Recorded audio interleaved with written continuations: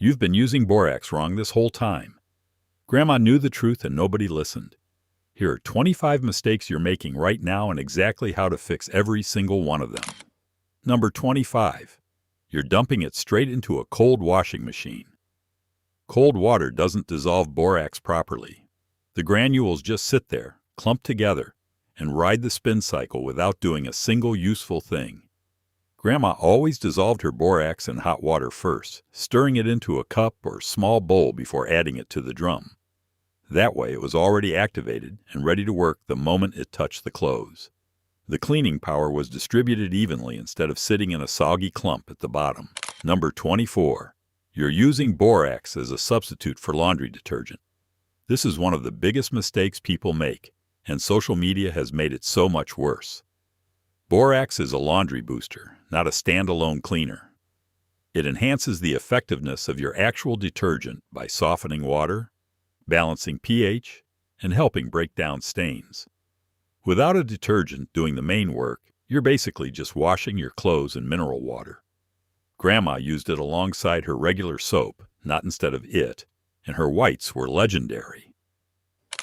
Number 23. You're skipping the gloves when you handle it. Borax is a naturally occurring mineral, yes, but that doesn't mean your skin loves it. Extended or repeated contact can cause irritation, dryness, and in some people, a rash or mild reaction. Grandma kept a dedicated pair of rubber gloves right next to her borax box. She never touched it with bare hands, especially when mixing it into pastes or concentrated cleaning solutions. The natural label doesn't mean harmless. Protect your hands every single time. Number 22. You're using too much of it. More is not better with borax. People see results with the recommended amount and think doubling it will double the effect. What actually happens is you end up with residue on your clothes, buildup in your appliances, and wasted product. Grandma measured carefully every single time. She treated borax like a spice, not like salt on icy roads. A half cup in the laundry, a tablespoon in a cleaning solution, precise and intentional.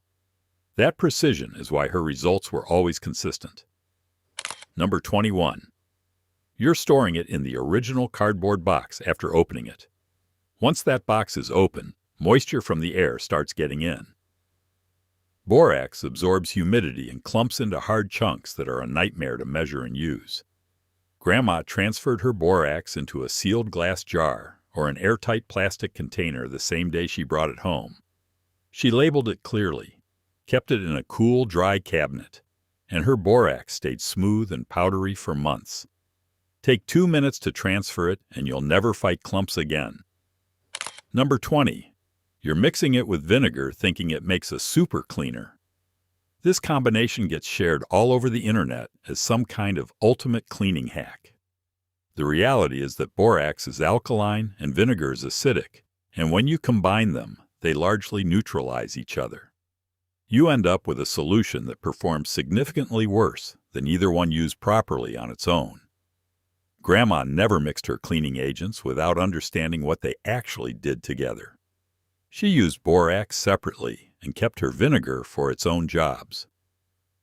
Pick one and let it do its work. Number 19. You're applying it to surfaces without testing it first. Borax is abrasive enough to scratch delicate surfaces and strong enough to affect certain finishes. People just sprinkle it on granite countertops, sealed wood floors, or painted surfaces without thinking twice, and then wonder why there's a dull streak or a damaged patch. Grandma always tested any new cleaning method in a hidden corner first. A tiny spot, a gentle wipe, and a patient wait. If the surface looked fine, she proceeded. If not, she chose a different method. Simple rule, 0 regrets. Number 18. You're using it to kill ants but putting it in the wrong places. Borax ant bait works, but placement is everything. People sprinkle it along baseboards or on the ant trail thinking they're being strategic. The ants detect it immediately, avoid it, and find a different route. The whole point of borax ant control is to get the ants to carry it back to the colony. That requires mixing it with something sweet at very low concentrations and placing it exactly where the ants are actively foraging, not blocking them. Grandma made her bait with borax and sugar syrup, placed it right in their path, and let nature do the rest. Number 17. You're using too high a concentration in that ant bait. Following up on the ant situation, this is its own mistake entirely. If the borax concentration in the bait is too high, it kills the ants before they make it back to the nest.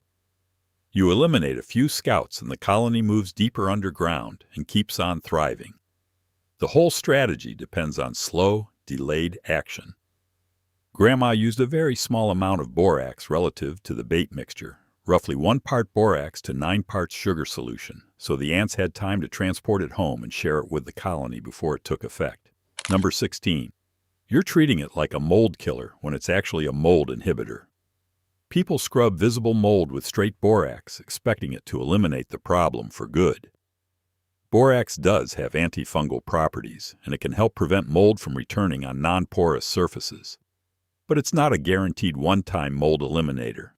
You still need to physically remove the mold first, then apply a borax solution to discourage regrowth.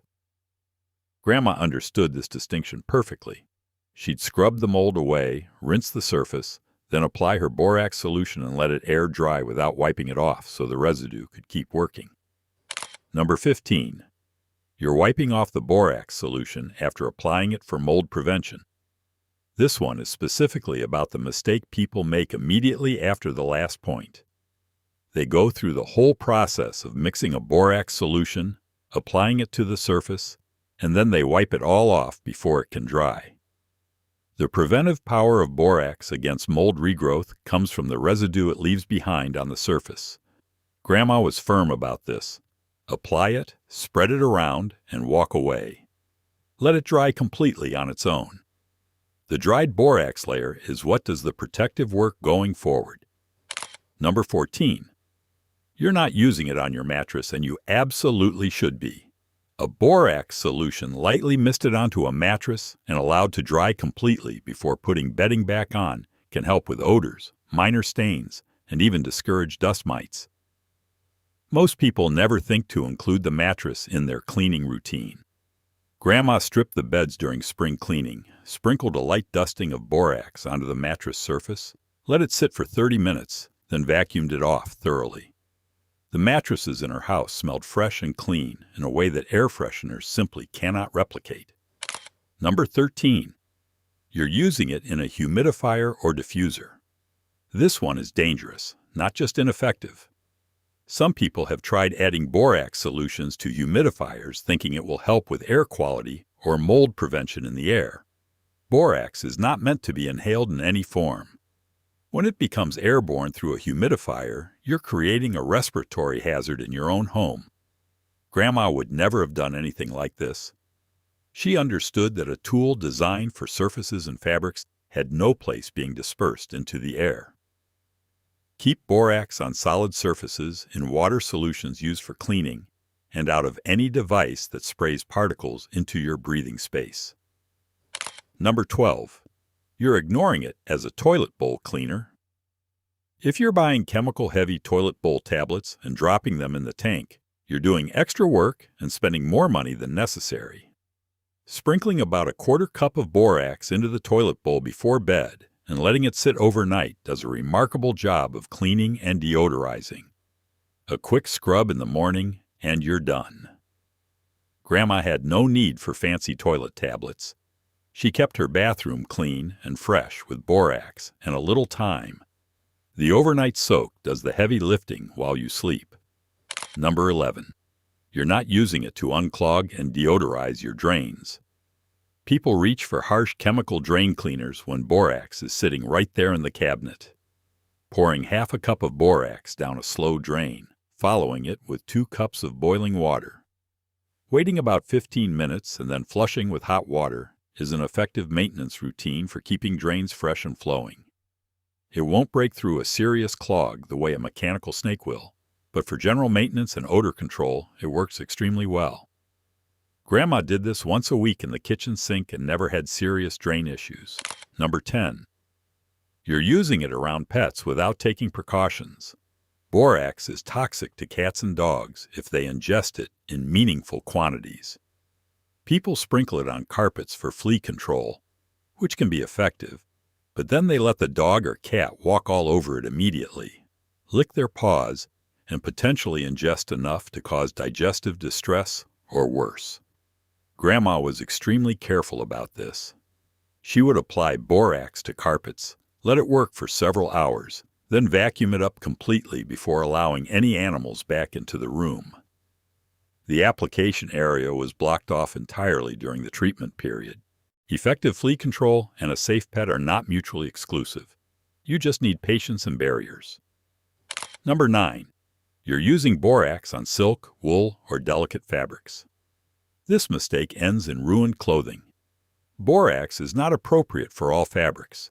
It can damage the protein fibers in wool and silk, causing them to break down, lose their softness, and even shrink or felt.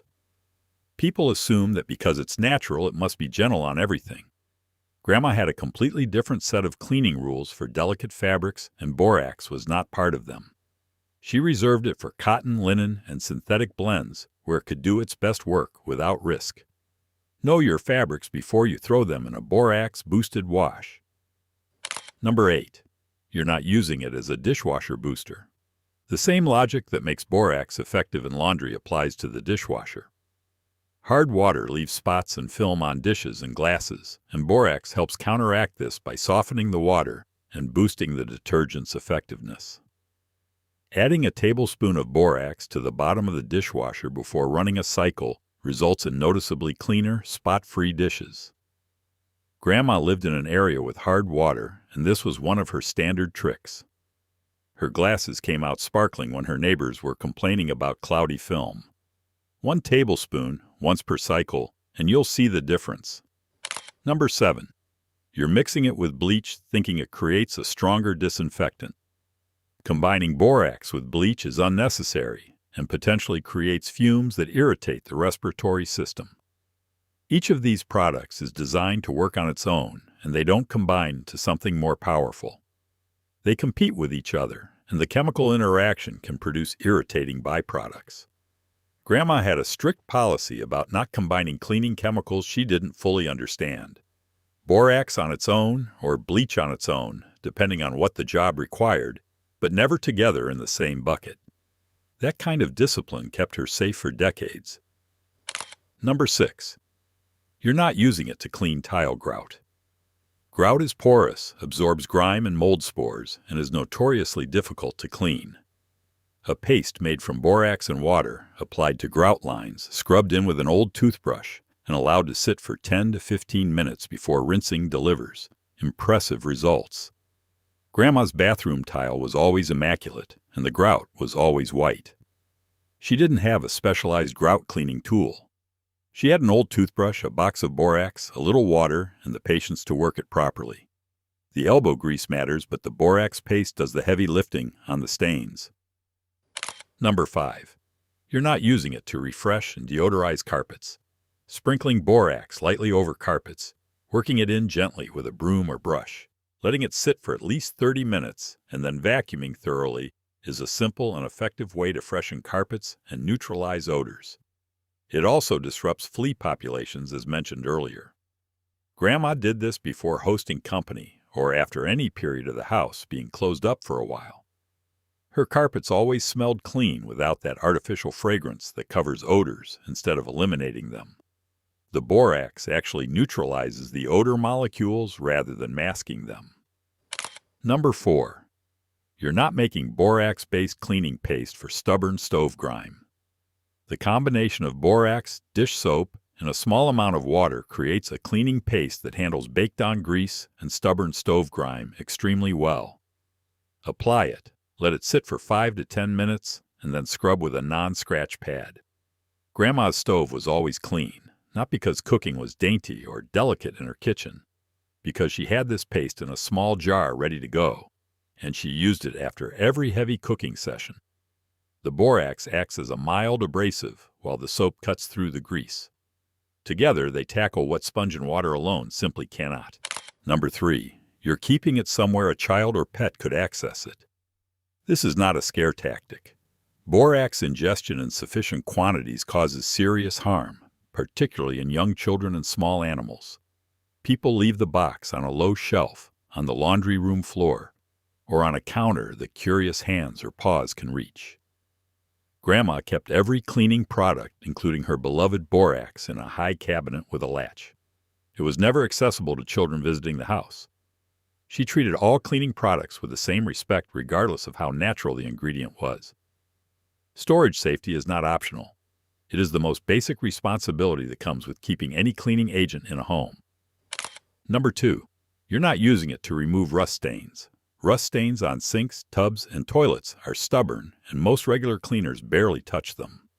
A paste of borax and lemon juice applied to a rust stain and left for 15 to 30 minutes before scrubbing works remarkably well. The acidity of the lemon juice works with the borax to break down the iron oxide deposits. Grandma used this combination on the old cast iron sink in her farmhouse regularly and kept it looking respectable despite the hard, iron-rich well water she dealt with her whole life. This is one of the most underrated uses of borax in the entire toolkit, and almost nobody talks about it. Number 1. You're not using it consistently. And here we are, the number 1 mistake, the one that overrides every other item on this list. The reason borax doesn't work for most people is simply that they use it once, don't see a dramatic transformation in 5 minutes, and put the box back on the shelf where it collects dust for the next 6 months. Grandma reached for borax the way most people reach for dish soap. It was a regular part of her routine, not a novelty experiment. Borax works through consistency. Whether it's the weekly drain flush, the monthly mattress refresh, the overnight toilet treatment, or the laundry boost she added to every single load, borax delivered results because it was part of a habit. You already have the box. Now you need the routine. Here's how you leave this video with something actionable. Start with just 3 of these tips this week. Pick the toilet overnight treatment, the laundry boost, and the bathroom cleaning solution. Do those 3 consistently for 30 days, and you will see and feel the difference in your home. Once those 3 become second nature, add 3 more. That's how Grandma built her cleaning routine, and that's how you build yours. Borax has earned its century-long reputation for a reason. The box hasn't changed. The only thing that needs to change is how you're using it.